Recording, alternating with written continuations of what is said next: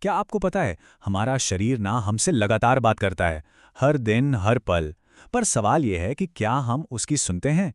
तो चलिए आज इसी बारे में गहराई से बात करते हैं और समझते हैं कि ये संकेत क्या हैं और इन्हें सुनना इतना ज़रूरी क्यों है।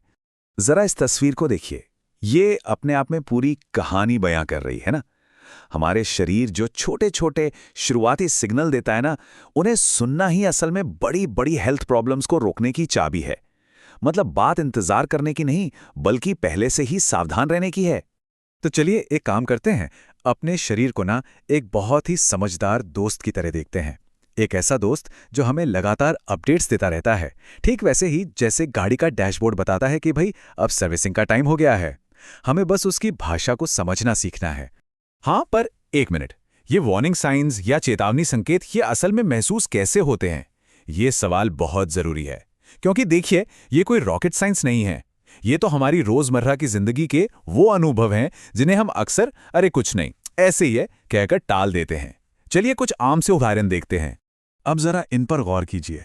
सिर दर्द होना या कभी-कभी ऐसा लगना कि दिमाग ठीक से काम नहीं कर रहा, या फिर बिना किसी वजह के थकान महसूस होना, दिल की धड़कन का तेज हो जाना या पेट में गड़बड़, ये सब क्या है? ये हमारे शरीर के छोटे छोटे अलर्ट्स हैं। कोई बहुत बड़ी मुसीबत नहीं, बस एक धीमी सी आवाज जो कह रही है, सुनो, अंदर कुछ ठीक नहीं चल रहा, थोड़ा ध्यान दो। लेकिन क्या होता है जब हम इन सिग्नल्स को, इन छोटी छोटी आवाजों को अनसुना कर देते हैं? यहीं पर कहानी एक खतरनाक मोड़ लेती है, जहां शरीर की एक हल्की सी फुसफुसाहट एक जोरदार चीख में बदल सकती है।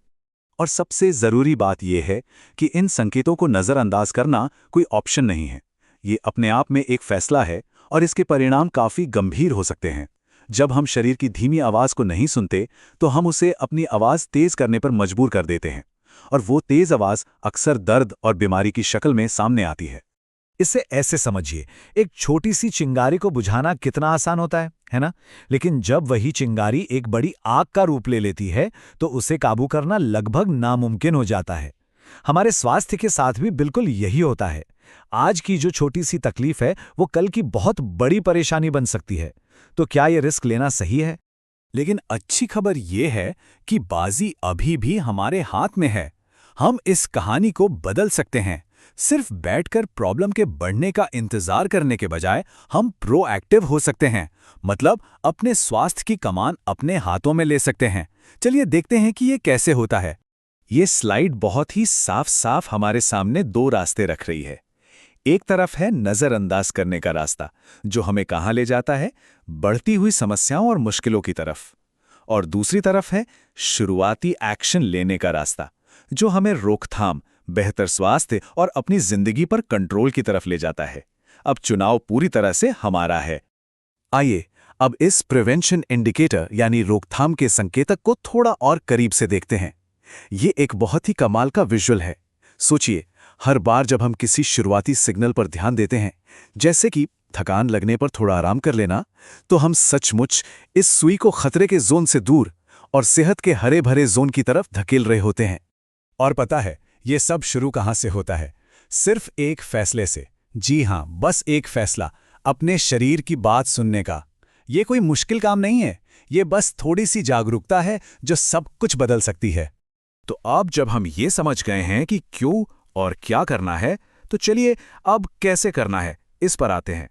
यहां एक बहुत ही सिंपल 4 स्टेप का प्लान है, जिसे कोई भी फॉलो कर सकता है। तो ये रोकथाम का पूरा साइकिल दिखता कैसा है? बहुत ही सीधा और सिंपल है। स्टेप 1, सुनो। अपने शरीर की उन छोटी छोटी आवाजों को सुनो। स्टेप 2, नजरअंदाज मत करो। उन्हें यह सोचकर मत टालो कि वो अपने आप ठीक हो जाएंगे। स्टेप 3, जल्दी एक्शन लो। जैसे ही कोई सिग्नल मिले उस पर काम करो, चाहे वो कितना भी छोटा क्यों ना लगे। और स्टेप 4, जागरूक रहो।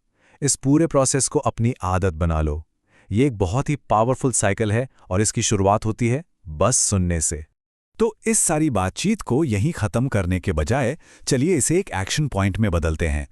एक पल के लिए जरा सोचें, वो कौन सा एक छोटा सा सिग्नल है, शरीर की कौन सी एक धीमी सी आवाज है जिस पर इस हफ्ते ध्यान देना बनता है।